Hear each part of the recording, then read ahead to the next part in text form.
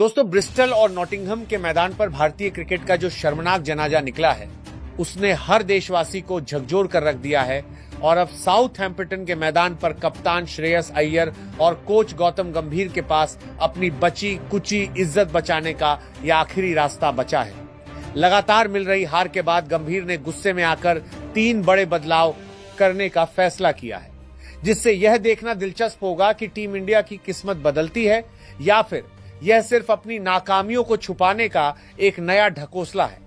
भारतीय टीम इस आखिरी मुकाबले में इंग्लैंड के घमंड को चकनाचूर करने के इरादे से उतरेगी, क्योंकि 4-0 से क्लीन स्वीप का वो ऐतिहासिक धब्बा अपने माथे पर लगवाने का खतरा हर खिलाड़ी के सिर पर मंडरा रहा है।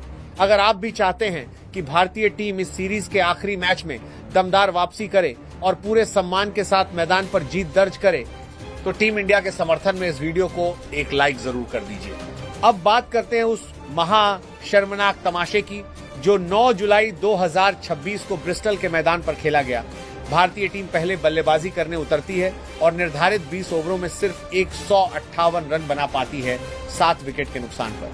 अगर कप्तान श्रेयस अय्यर ने सूझबूझ दिखाते हुए 80 रनों की नाबाद पारी न खेली होती तो शायद ये टीम 100 रन का आंकड़ा भी पार नहीं कर पाती।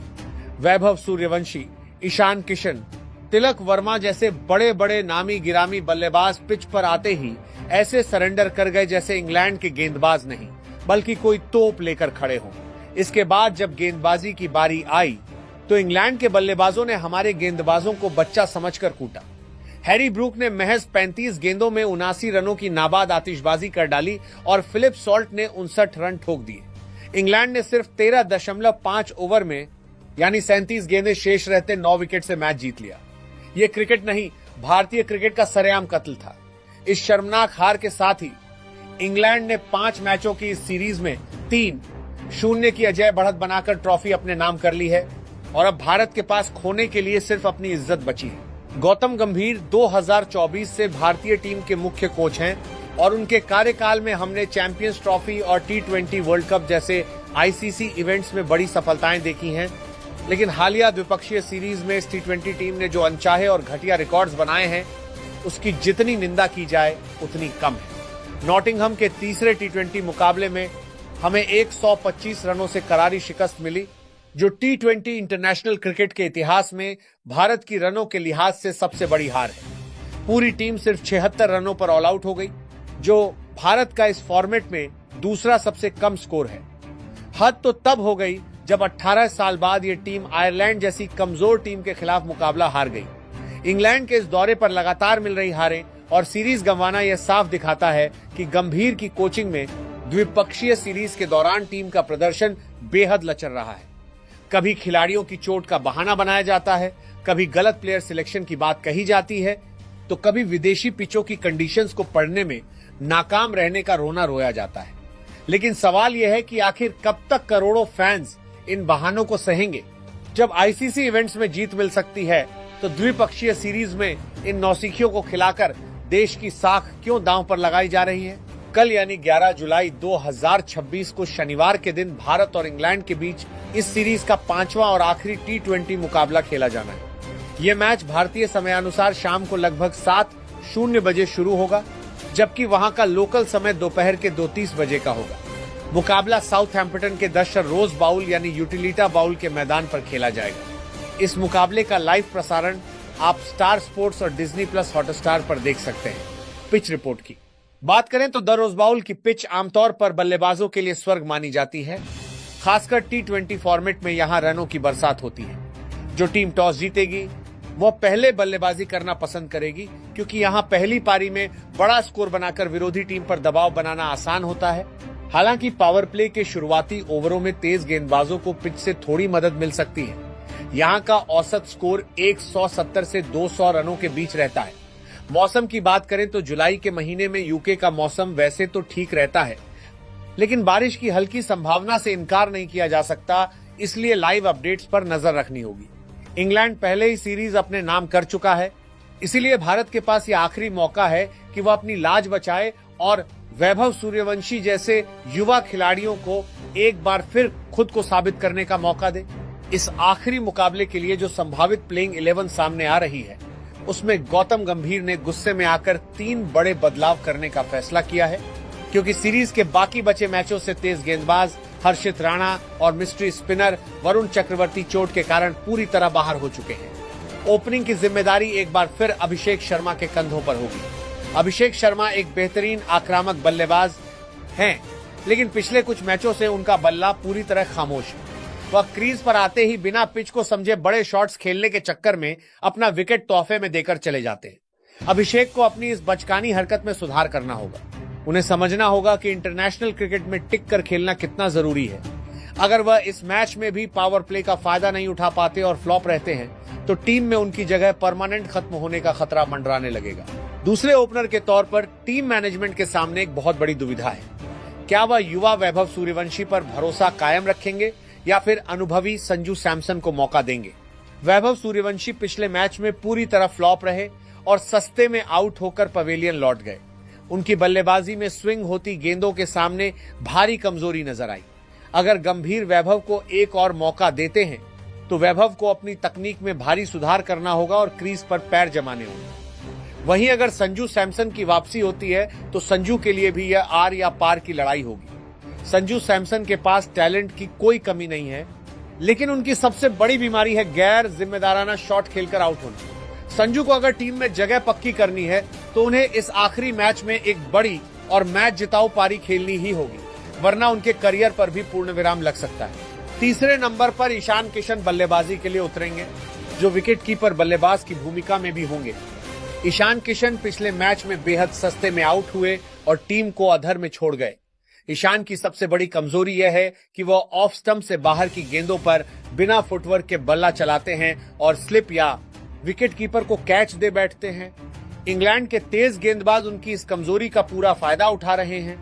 ईशान किशन को अपनी इस खामी को तुरंत दूर करना होगा। उन्हें स्ट्राइक रोटेट करने पर ध्यान देना होगा और मिडिल ओवर्स में स्पिनर्स के खिलाफ आक्रामक रुख अपनाना होगा। ईशान अगर नंबर 3 पर फ्लॉप होते हैं, तो पूरे बैटिंग ऑर्डर का कबाड़ा होना तय है। चौथे नंबर पर कप्तान श्रेयस अय्यर खुद मोर्चा संभालेंगे। पिछले मैच में भले ही श्रेयस अय्यर ने 80 रनों की नाबाद पारी खेलकर टीम की लाज बचाई हो, लेकिन उनकी कप्तानी पर अभी भी बहुत बड़े सवालिया निशान खड़े हैं। एक कप्तान के तौर पर वह मैदान पर बिल्कुल लाचार और दिशाहीन नजर आते हैं। जब विरोधी बल्लेबाज रन कूट रहे होते हैं, तो उनके पास कोई प्लान बी नहीं होता। बल्लेबाजी में भी शॉर्ट पिच गेंदों के सामने उनकी कमजोरी जगजाहिर है। श्रेयस अय्यर को पिछले मैच के अच्छे प्रदर्शन को इस मैच में भी जारी रखना होगा और अपनी शॉर्ट बॉल की कमजोरी पर काम करना होगा। उन्हें मोर्चे से लीड करना होगा और कप्तानी में भी आक्रामकता लानी होगी, वरना इस सीरीज के बाद उनसे T20 की कप्तानी छीनी जा सकती है। 5वें नंबर पर उप कप्तान तिलक वर्मा आएंगे। तिलक वर्मा पिछले मुकाबले में पूरी तरह नाकाम रहे और दबाव के क्षणों में गैर जिम्मेदाराना शॉट खेलकर आउट हो गए। तिलक को समझना होगा कि नंबर 5 की पोजीशन मैच को फिनिश करने और पारी को संभालने की होती है। उन्हें क्रीज पर आते ही हड़बड़ी दिखाने की बिल्कुल जरूरत नहीं है। तिलक वर्मा को अपनी कमियों से सीख लेनी होगी, गेंद को उसकी मेरिट के हिसाब से खेलना होगा और कप्तान का साथ निभाते हुए एक मजबूत साझेदारी बनानी होगी। तिलक के पास मैच पलटने की काबिलियत है, बस उन्हें अपनी मानसिक दृढ़ता को साबित करना होगा। 6ठे नंबर पर ऑलराउंडर शिवम दुबे नजर आएंगे। शिवम दुबे का प्रदर्शन इस पूरी सीरीज में बेहद साधारण और निराशाजनक रहा है। हार्दिक पांड्या की अनुपस्थिति में उन्हें ऑलराउंडर के तौर पर खिलाया जा रहा है, लेकिन वह न तो बल्ले से रन बना पा रहे हैं और न ही गेंदबाजी में कोई विकेट चटका पा रहे हैं। उनकी गेंदबाजी में धार की भारी कमी है और लेंथ पूरी तरह बिखरी हुई है।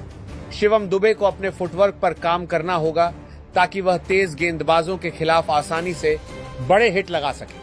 उन्हें एक फिनिशर के रूप में अपनी जिम्मेदारी समझनी होगी और गेंदबाजी में भी किफायती ओवर फेंकने होंगे, अन्यथा टीम में उनकी जगह पर सवाल उठना लाजिमी है।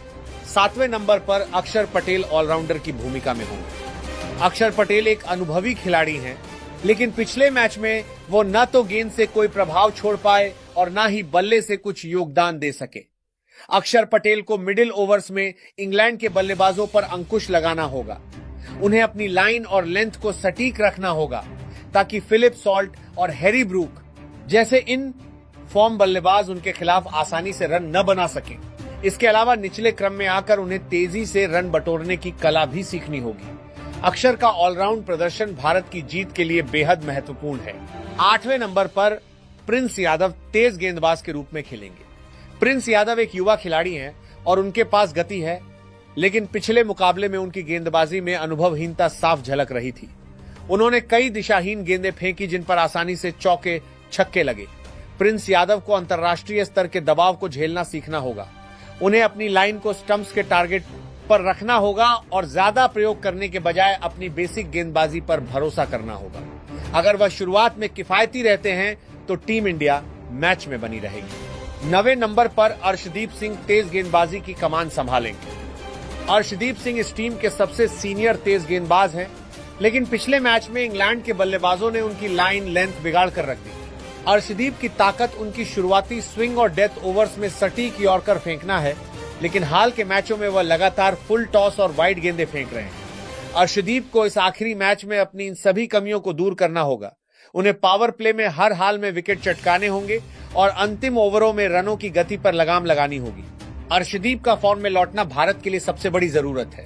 10वें नंबर पर हर्षित राणा की जगह किसी अन्य गेंदबाज को मौका मिल सकता है, लेकिन अगर हर्षित राणा फिट नहीं होते हैं तो गेंदबाजी आक्रमण बेहद कमजोर हो जाएगा। हर्षित राणा ने पिछले मैचों में अच्छी गति दिखाई थी, लेकिन उनकी चोट ने टीम मैनेजमेंट की मुश्किलें बढ़ा दी हैं। जो भी गेंदबाज उनकी जगह टीम में आएगा उसे अपनी जिम्मेदारी समझनी होगी और बिना किसी दबाव के सटीक गेंदबाजी करनी होगी। 11वें नंबर पर वॉशिंगटन सुंदर की टीम में वापसी हो सकती है, क्योंकि वरुण चक्रवर्ती चोट के कारण बाहर हैं। वॉशिंगटन सुंदर एक बेहद अनुशासित ऑफ स्पिनर हैं जो पावर प्ले में भी गेंदबाजी करने का मादा रखते हैं। इसके साथ ही वह निचले क्रम में एक उपयोगी बल्लेबाज भी है। सुंदर को अपनी इस वापसी का पूरा फायदा उठाना होगा। उन्हें इंग्लैंड के दाएं हाथ के बल्लेबाजों के सामने कसी हुई गेंदबाजी करनी होगी और विकेट निकालने के मौके बनाने होंगे। उनकी इकॉनमी रेट अगर अच्छी रहती है तो इससे दूसरे छोर के गेंदबाजों को विकेट मिलने में आसानी होगी। इस आखिरी मुकाबले में भारतीय टीम को अपनी साख बचाने के लिए एडी चोटी का जोर लगाना होगा। कोच गौतम गंभीर और चयनकर्ता अजीत अगरकर को यह समझना होगा कि क्रिकेट सिर्फ कागजों पर नहीं बल्कि मैदान पर खेला जाता है। ट्रांजिशन के नाम पर सीनियर और इन फॉर्म खिलाड़ियों को बाहर बिठाने की जो जिद इन्होंने पकड़ रखी है, उसका अंजाम आज पूरा देश भुगत रहा है। भुवनेश्वर कुमार और हार्दिक पांड्या जैसे मैच विनर खिलाड़ियों को टीम से दूर रखकर आप इंग्लैंड जैसी मजबूत टीम को उसके घर में नहीं हरा सकते। अगर इस आखिरी मैच में भी टीम इंडिया ने वही पुराना लचर और डरपोक प्रदर्शन दोहराया तो फैंस का गुस्सा 7वें आसमान पर होगा और मैनेजमेंट के पास छुपने की जगह नहीं बचेगी। उम्मीद करते हैं कि भारतीय टीम इस अंतिम मुकाबले में अपनी पूरी ताकत झोंकेगी, अपनी पिछली गलतियों से सबक लेगी और एक शानदार जीत दर्ज करके सम्मान के साथ स्वदेश लौटेगी। वीडियो पसंद आया तो लाइक और चैनल को सब्सक्राइब करें, क्योंकि आपका सब्सक्राइब ही हमारी ऊर्जा है। जय हिंद, जय भारत।